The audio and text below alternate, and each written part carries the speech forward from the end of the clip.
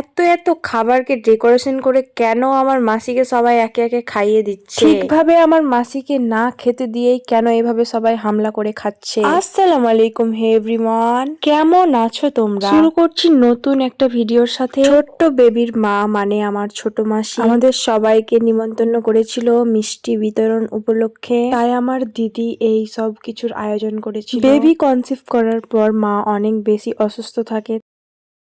এই ডেকোরেশনটা আমি আর আমার দিদি মিলে করেছিলাম। কেমন হয়েছে কমেন্ট করে জানাও। আমরা সবাই মিলে এই সব কিছু করছি দেখে আমার মাসি তো অনেক বেশি হ্যাপি। প্রথমে আমার নানি খাইয়ে দিচ্ছিল।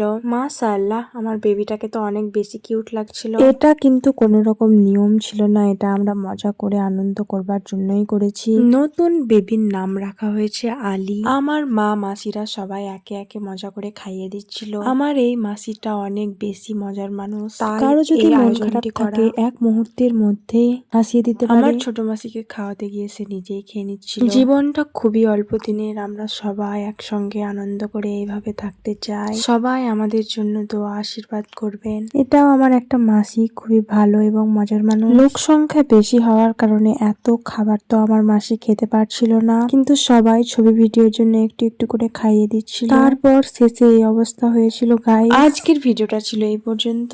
পরবর্তী ভিডিওর জন্য ফলো করো, লাইক করো।